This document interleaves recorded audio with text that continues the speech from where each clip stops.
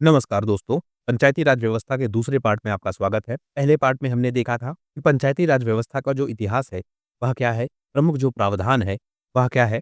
उसके बाद हमने एक दूसरे वीडियो में बात की थी, जो पंचायती राज व्यवस्था से जुड़ी प्रमुख समितियाँ हैं, वह समितियाँ कौन-कौन सी है? आज की वीडियो में हम देखेंगे कि जो आपकी पंचायती राज व्यवस्था है, इस व्यवस्था का संवैधानिक प्रावधान क्या-क्या है? यानी संविधान में किस तरह की व्यवस्थाएँ दी गई हैं, पंचायती राज व्यवस्थाओं से संबंधित। इस वीडियो को हम डिटेल में कवर करेंगे, जिससे प्रारंभिक परीक्षा का कोई भी प्रश्न आपसे ना छूटे। हम क्या करेंगे? सबसे पहले हम अनुच्छेदों को देखेंगे। जनरली इस पूरे वीडियो में हम बहुत सारे अनुच्छेदों को देखेंगे और एक जो सबसे खास चीज़ है, 1996 का जो पेशा अधिनियम है, वह क्या है? उसे भी हम ठीक से समझेंगे। तो बेसिक जो स्ट्रक्चर है संवैधानिक पंचायती राज संस्थानों का, उसे हम समझेंगे। सबसे पहले हम देख लेते हैं कि वह कौन-कौन से प्रमुख अनुच्छेद है। सबसे पहले अनुच्छेद है आपका 243।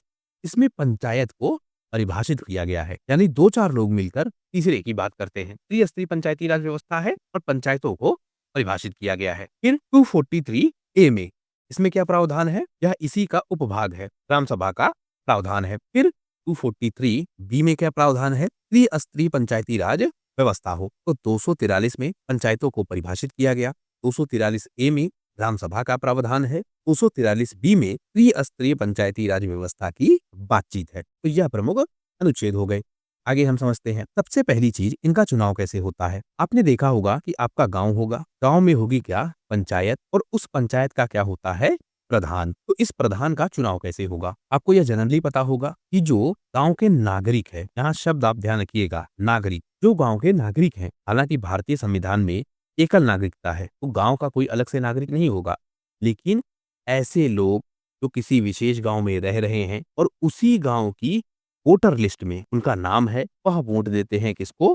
प्रधान को, यानी किसी व्यक्ति को वोट देते हैं, और जो विजयी होता है वह बनता है क्या? प्रधान, यानी गांव का मुखिया। तो इनका चुनाव कैसे होता है? सीधे जनता इनका चुनाव करती है और 5 साल का इनका कार्यकाल होता है। यह बहुत सामान्य चीज है, सबको याद रहेगी। अगर पंचायत भंग होती है, 5 साल का कार्यकाल है, लेकिन अगर 5 साल से पहले यह पंचायत भंग हो जाती है, तो क्या प्रावधान है? 6 महीने के अंदर चुनाव कराना होगा। लेकिन कब? जब कार्यकाल 6 महीने से ज्यादा का बचा हो, यानी जो पंचायत का शेष कार्यकाल है, वह 6 महीने से ज्यादा का अगर बचा हो, तो 6 महीने के अंदर, यानी पंचायत के भंग होने के 6 महीने के अंदर चुनाव करवाना होगा। अब देखिए, इसको हम और सरल भाषा में समझते हैं। एक पंचायत है, इस पंचायत में जो व्यवस्था है वह क्या है? पंचायती राज। और वह व्यवस्था क्या हो जाती है? भंग हो जाती है। तब जो 5 साल का कार्यकाल था उससे पहले। तो अब देखा जाएगा कि कार्यकाल बचा कितना है। अगर यह 6 महीने से ज्यादा है तो क्या होगा? चुनाव होगा। और अगर 6 महीने से कम है तो क्या होगा? चुनाव नहीं होगा। यह प्रावधान। अब जो यह चुनाव होगा, चुनाव के बाद क्या बनेगी? पंचायत बनेगी। फिर से एक क्या बनेगा? प्रधान बनेगा। तो इसका कार्यकाल कितना होगा? बचे हुए 6 महीने के लिए, या फिर जितना समय बचा है उतने के लिए। तो यह पूरी व्यवस्था है। जितनी भी पंचायती संस्थाएं हैं, इनमें 1/3 सीट रिजर्व होती है। किसके लिए? महिलाओं के लिए। अब इस रिजर्वेशन में भी खास चीज है। मान लेते हैं कुल पंचायत में सीटें कितनी है? 1000। 1000 का मतलब जो आपका राज्य है, उस राज्य में 1000 पंचायतें हैं। इस 1000 में से 1/3 सीटें, यानी 333 सीटें क्या होंगी? रिजर्व होंगी। लेकिन इनमें भी जो SC ST का रिजर्वेशन है, वह भी हमको दिखेगा। यानी 1/3 सीटें महिलाओं के लिए रिजर्व है। यह प्रावधान तो हमको दिख रहा है, लेकिन इसके अलावा जो 1/3 सीटें यह हैं, यानी 333 जो यह सीटें हैं, इनमें भी किसका रिजर्वेशन होगा? SC ST का अलग से। और यह रिजर्वेशन कितना होगा? जनसंख्या के अनुपात में। आपने सुना होगा कि इस साल इस पंचायत में महिला सीट आरक्षित है, यानी महिला के लिए सीट आरक्षित है। फिर आपने क्या सुना होगा? SC ST के लिए सीट आरक्षित है। तो यह सारा प्रावधान कहाँ है? पंचायती राज व्यवस्था में। और यहाँ पर आरक्षण की व्यवस्था स्पष्ट रूप से दी गई है। अगर कोई प्रदेश यह जरूरी समझे तो वह जो OBC है, उनको भी आरक्षण दे सकती है, पर यह राज्यों पर छोड़ा गया है। जो महिलाओं का आरक्षण है, उसकी व्यवस्था क्या है? 1000 कुल सीट है। 1000 कुल सीट में 1/3 आरक्षण है किसके लिए? महिलाओं के लिए। यानी 333 सीट रिजर्व है किसके लिए? महिलाओं के लिए। इसमें भी जो 1/3 आरक्षण है, वह किसके लिए है? SC ST और ओबीसी के लिए, यानी 111 सीटें रिजर्व हैं किसके लिए? महिलाओं के लिए, जो एससी एसटी कम्युनिटी से कनेक्टेड हैं। तो 333 में भी 111 सीटें रिजर्व हैं किसके लिए? एससी एसटी के लिए। तो यह पूरा प्रावधान है। तो यह चुनाव की व्यवस्था हो गई। अब हम आगे देखते हैं कितने सब्जेक्ट ट्रांसफर हुए थे। पहले यह क्या था? राज्य सूची का विषय। हमने यह देखा था कि जो आपका 1935 का अधिनियम था, उसमें इसे राज्य सूची का विषय बनाया गया था। तो राज्य सूची में यह शामिल था। 3 सूचियां हैं, संघ सूची, राज्य सूची और समवर्ती सूची। तो राज्य सूची में यह शामिल था। अब वह राज्य सूची के विषय ट्रांसफर होंगे किसको? पंचायती राज संस्थाओं को। तो ऐसे कितने विषय थे, यह भी आपसे पूछा जाता है। कुल मिलाकर ऐसे 29 विषय हैं जो पहले राज्य सूची में थे, अब इनको ट्रांसफर किया गया कहां पर? ग्रामीण अनुसूची में, यानी पंचायती राज संस्थाओं को इन्हें ट्रांसफर कर दिया गया। लेकिन आपको याद यह रखना है कि जरूरी नहीं है कि हर राज्य में एक जैसी व्यवस्था हो, क्योंकि अभी भी जो आपकी पंचायत है वह किसका भाग है? राज्य सूची का, यानी ग्राम पंचायत राज्य सूची का विषय है।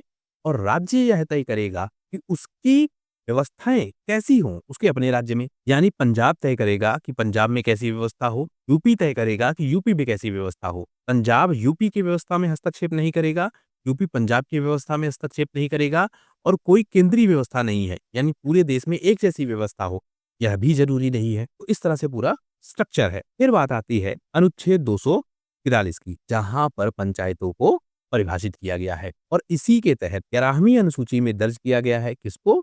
पंचायतों को। लेकिन पंचायती राज व्यवस्था पूरे भारत में लागू नहीं है। ऐसे प्रदेश जो आदिवासी जनसंख्या वाले हैं, इनको इस 73वें संविधान संशोधन से दूर रखा गया है। तो फिर इनके लिए क्या प्रावधान है, उसे हम आगे देखते हैं। इनके लिए बना 1996 में एक अधिनियम, जिसको कहते हैं पेशा अधिनियम 243 एम, और संविधान का भाग 9 ए। यह कहाँ लागू नहीं होता है? अनुच्छेद 244 के वह क्षेत्र जो इसके खंड 1 और खंड 2 में परिभाषित किए गए हैं।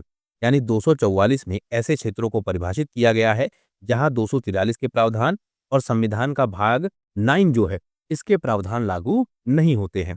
इसके अलावा नागालैंड का क्षेत्र, मिजोरम का क्षेत्र और मेघालय का क्षेत्र यहाँ पर लागू नहीं होगा। मणिपुर का जो पर्वतीय क्षेत्र है, पूरा मणिपुर नहीं बल्कि मणिपुर का पर्वतीय क्षेत्र, वहां पर भी लागू नहीं है। इसके साथ साथ जो पश्चिम बंगाल का क्षेत्र है और यहाँ का जो दार्जिलिंग का पर्वतीय क्षेत्र है, यहाँ पर भी अनुच्छेद 243 एम या अनुच्छेद 243 लागू नहीं होता है। तो किन क्षेत्रों को शामिल नहीं किया गया है, यह भी आपसे पूछा जा सकता है। आगे हम देखें, फिर अधिनियम है आपका 1996 का पेशा अधिनियम। अब यह क्या है? जिन राज्यों में या फिर जिन क्षेत्रों पर अनुच्छेद 243 लागू नहीं हो पाता है, या भाग 9 के जो प्रावधान है वह लागू नहीं होते हैं, वहां पर अधिनियम लागू होता है कौन सा? पेशा अधिनियम। यह क्या कहता है कि जो 5वीं अनुसूची के क्षेत्र हैं, वहां पर पेशा अधिनियम लागू होगा। 5वीं अनुसूची में कुछ विशेष क्षेत्रों को रखा गया है जिनको कुछ अलग से वरीयता मिलती है, क्योंकि वहां की जो स्थिति है वह काफी डिफरेंट है। तो वहां पर जो भाग 9 है, यानी पंचायती राज व्यवस्था का जो प्रावधान है वह लागू नहीं होता है। तो वहां पर लागू क्या होगा? पेशा अधिनियम। जैसे जो जनजातीय क्षेत्र हैं, पर्वतीय क्षेत्र हैं, तो 5वीं अनुसूची में कौन कौन से राज्य हैं? कुल मिलाकर 10 राज्य हैं। और इनमें क्या प्रावधान है? जो आपकी एससी और एसटी ट्राइब्स हैं, इनकी जनसंख्या जहां पर है, वहां पर जो आपकी पंचायती राज व्यवस्था के प्रावधान है वह लागू नहीं होंगे। जैसे यह कहाँ है? आंध्र प्रदेश में है, छत्तीसगढ़ में है, गुजरात में है, हिमाचल प्रदेश में है, झारखंड में है, मध्य प्रदेश में है, महाराष्ट्र में है, उड़ीसा में है, राजस्थान में है, इसके साथ साथ तेलंगाना में है। तो जिन जिन क्षेत्रों पर जो आपकी जनजातियां हैं वह आनुपातिक रूप से ज्यादा हैं, तो उनकी सुरक्षा के लिए, उनकी प्रथाओं को सुरक्षित रखने के लिए जो पंचायती राज व्यवस्था के प्रावधान है वह लागू नहीं होते हैं। जैसे जो भील जनजाति है, मध्य प्रदेश, गुजरात, राजस्थान की, यह सबसे बड़ी जनजाति है। तो जहां पर यह जनजाति रहेगी वहां पर पंचायती राज व्यवस्था के प्रावधान नहीं लागू होंगे। इसके अलावा देश में जो कुल जनजातियां हैं उनका 37.7% कौन सी जनजाति है? भील जनजाति। यानी सबसे बड़ी जनजाति कौन सी है? भील जनजाति। इसके बाद जो जनजाति है वह है आपकी गोंड, और इनकी जनसंख्या कितनी है? 35%। यानी एससी एसटी में 35% जनसंख्या किसकी है? गोंड की। इसका कारण क्या है? तो आदिवासी क्षेत्र है, उनकी अपनी परंपराएं हैं, अपने सामान्य नियम है। तो उन नियमों को बनाए रखा जाए, इनके अधिकारों की सुरक्षा हो, इसलिए बना है आपका पेशा अधिनियम। इसका उद्देश्य क्या है? स्वशासन का विस्तार। लेकिन स्वशासन का विस्तार किसमें? जो जनजातीय क्षेत्र हैं वहां पर। यहाँ पर जो ग्राम सभा है, इसको सामान्य ग्राम सभा से ज्यादा शक्ति है। यह भी पूछा जाता है कि वह कौन कौन सी एक्स्ट्रा पावर है जो अनुसूची 5 के क्षेत्रों को मिलती है, उसे अभी हम देखते हैं। जब भी भूमि अधिग्रहण किया जाएगा, इन पंचायतों से सलाह ली जाएगी। अब देखिए, सामान्य पंचायत में यह प्रावधान नहीं है कि वह अपने क्षेत्र की सुरक्षा कर सके, लेकिन पेशा अधिनियम के तहत जो संरक्षित क्षेत्र हैं, इनको अगर वहां की भूमि अधिग्रहित करनी है तो सलाह लेनी होगी। इसके अलावा छोटे स्तर पर अगर खनिजों का लाइसेंस लेना है, मतलब माइनिंग करनी है, तो वहां पर भी जो पंचायत की अनुशंसा है, यानी पंचायत का जो रिकमेंडेशन है, वह क्या है? अनिवार्य है। नशीले पदार्थों की बिक्री करने का प्रावधान, जैसे बिहार है, बिहार में क्या है? शराब बंद। उत्तर प्रदेश है, उत्तर प्रदेश में शराब बंद नहीं है। मध्य प्रदेश है, मध्य प्रदेश में शराब बंद नहीं है। लेकिन मध्य प्रदेश का वह क्षेत्र जो आता है अनुसूची 5 के अंतर्गत, वहां पर शराबबंदी होगी या नहीं होगी, यह कौन तय करेगा? लोकल गवर्नेंस, यानी पेशा अधिनियम के तहत बनाए गए क्षेत्र। तो यह स्पेशल पावर है। इसी के तरीके से जो वन उपज है, उन पर भी इनका स्वामित्व होता है। अब यहाँ पर एक शब्द मिल रहा है आपको बार बार, छोटे स्तर पर। अब यह क्यों है? अगर मुद्दा होगा राष्ट्रीय स्तर का, तो इनके अधिकार क्या हो जाएंगे? सस्पेंड हो जाएंगे। लेकिन अगर छोटे स्तर का मुद्दा है, तब इनके अधिकार बने रहेंगे। मतलब वहां से माइनिंग नहीं हो पाएगी, वहां पर किस चीज की बिक्री करनी है या फिर नहीं करनी है, वह अधिकार सुरक्षित रहेगा। वन उपज पर इनका स्वामित्व होगा, यह अधिकार भी सुरक्षित रहेगा।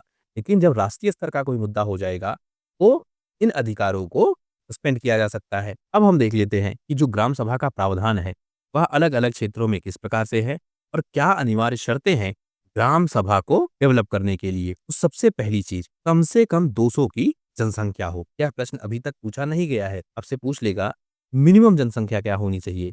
और 200 का आंकड़ा शायद आपको बहुत कम लगे और आप इसको गलत कर जाएं। कम से कम 200 की जनसंख्या होनी चाहिए, पहला तथ्य। दूसरा, वर्ष में कम से कम 2 बार बैठक होनी चाहिए इसकी, ग्राम सभा की। जैसी व्यवस्था है संसद की कि कम से कम 2 बैठक होनी चाहिए वर्ष में, उसी तरीके की व्यवस्था है किसके लिए?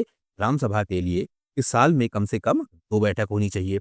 इसके अलावा क्योंकि पंचायती राज व्यवस्था किस प्रकार से होगी, यह राज्य तय करेंगे। यानी 2 लेयर की होगी, 3 लेयर की होगी, कि 4 लेयर की होगी या फिर 5 लेयर की होगी, यह तय कौन करेगा? राज्य तय करेंगे। इसी तरीके से राज्य सूची के कौन कौन से विषय ट्रांसफर होंगे, यह भी तय करेगा कौन? आपका राज्य तय करेगा। इसी क्रम में हम देखते हैं जो पश्चिम बंगाल है, वहां पर क्या व्यवस्था है? 4 स्तरीय पंचायती राज व्यवस्था। आगे देखते हैं कुछ प्रमुख संवैधानिक प्रावधान हैं, कौन कौन से हैं समझ लेते हैं। अनुच्छेद 243 सी यह पंचायतों की संरचना की बात करता है। अनुच्छेद 243 डी यह आरक्षण की बात करता है। 243 ई यह बात करता है कार्यकाल की। 243 एफ यह योग्यता की बात करता है, यानी इसके सदस्यों के लिए जो योग्यता है वह कितनी है? 21 साल। 243 जी यह बात करता है शक्तियों की। अनुच्छेद 243 के यह बात करता है राज्य निर्वाचन आयोग की, जो इनका चुनाव करवाएगी। अब सी से क्या है? स्ट्रक्चर। डी से क्या है? रिजर्वेशन। ई से क्या है? एक्सपायरी कब होगी, मतलब कार्यकाल। योग्यता कितनी है? एफ और 21 साल। जी से क्या है? गवर्नेंस, मतलब शक्तियां क्या है। और ए से क्या है? राज्य निर्वाचन आयोग की व्यवस्था। तो यह पूरा हो गया क्या? पंचायती राज व्यवस्था। आगे हम देखते हैं नगरों में किस तरह का प्रशासन है, यानी जो लोकल गवर्नेंस है वह नगरों में किस प्रकार से है। तो आपसे सबसे ज्यादा क्या पूछा जाता है? जो पहला नगर निगम बना वह कहाँ बना? तो बना कहाँ पर? मद्रास में। कब बना? 1987-88 में, 74वें संविधान संशोधन से। 73वें से क्या बना? पंचायत। और 74वें से क्या बना? शहरी स्वशासन। यह क्या है? ग्रामीण स्वशासन। और क्या क्या है? शहरी स्वशासन। तो भाग 9A में शामिल किया गया क्या? नगर निगम। 9 में क्या है? पंचायत या फिर ग्राम पंचायत। अब इसमें 2 चीजें हैं, एक आपने सुना होगा नगर पालिका परिषद, एक आपने सुना होगा नगर पालिका निगम। यानी एक आपने सुना होगा इन जनरल नगर निगम, एक आपने सुना होगा नगर परिषद। इनमें अंतर क्या है? जो छोटे शहरी क्षेत्र हैं यहाँ पर होगी परिषद, जो बड़े क्षेत्र हैं वहां पर क्या होगा? निगम होगा। यह अंतर आपको ध्यान रखना होगा। नगर पालिका में क्या होगा, सारे व्यक्ति इलेक्टेड नहीं होंगे, मतलब सबका चुनाव नहीं होता है। कुछ ऐसे व्यक्ति भी होंगे जिनको विशेष ज्ञान है, स्पेशल नॉलेज है किसी चीज की, उनको शामिल किया जा सकता है। यह बैठकों में भाग लेंगे, अपने सुझाव देंगे, लेकिन इनको क्या अधिकार नहीं होगा, मतदान करने का। तो नगर पालिका में सारे व्यक्ति चुने हुए नहीं होते हैं, यह याद रखना है। कुछ ऐसे व्यक्ति होंगे जिनको विशेष ज्ञान है किसी क्षेत्र का, वह शामिल होंगे, बैठक में भाग लेंगे, सलाह देंगे, लेकिन वोटिंग का राइट नहीं होगा। फिर होता है आपकी वार्ड समितियां। अब जो आपकी नगर पालिका है, इस नगर पालिका को बांटा जाता है इसमें वार्डों में, और वार्डों के लिए क्या शर्तें हैं, 3 लाख से अधिक जनसंख्या वाले जो क्षेत्र हैं उनकी ग्रुपिंग की जाती है। मान लेते हैं एक नगर निगम है, नगर निगम की पूरी जनसंख्या कितनी है, 15 लाख, तो इसको टुकड़ों में तोड़ा जाएगा, इसके 3 लाख के एक टुकड़े को कहेंगे क्या, वार्ड। इस तरह से कुल मिलाकर 5 वार्ड बनेंगे, कहाँ, इस क्षेत्र में या फिर इस जिले में जहां पर है आपकी क्या, 15 लाख जनसंख्या। तो यह व्यवस्था हो गई। फिर एक होता है आपका जिला योजना समिति, यह भी पूछा जाता है जिले स्तर की जो प्लानिंग है वह कैसे होगी। अब देखिए, एक पूरा जिला होता है, अब इस जिले में शहरी क्षेत्र भी होगा और ग्रामीण क्षेत्र भी होगा। शहरी क्षेत्र में क्या होगा, नगर निगम पालिका या फिर परिषद, ग्रामीण क्षेत्र में क्या होगा,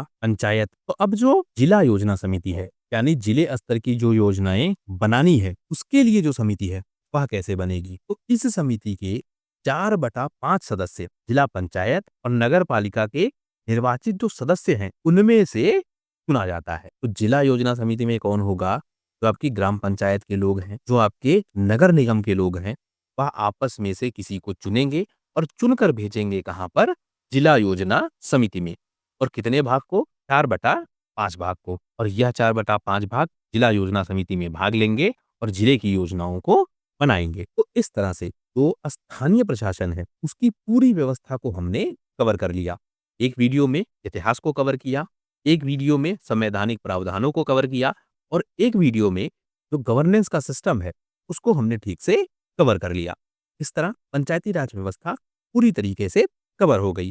परीक्षाओं में आपसे इससे ज्यादा नहीं पूछा जाएगा। इस वीडियो में फिलहाल सिर्फ इतना ही। आशा करता हूँ यह वीडियो आपकी परीक्षा के लिए उपयोगी होगा। वीडियो यदि पसंद आया हो तो प्लीज शेयर कीजिए अपने दोस्तों के साथ, सब्सक्राइब कीजिए इस चैनल को। आपका हमसे जुड़ने के लिए बहुत बहुत धन्यवाद। आपका दिन शुभ हो।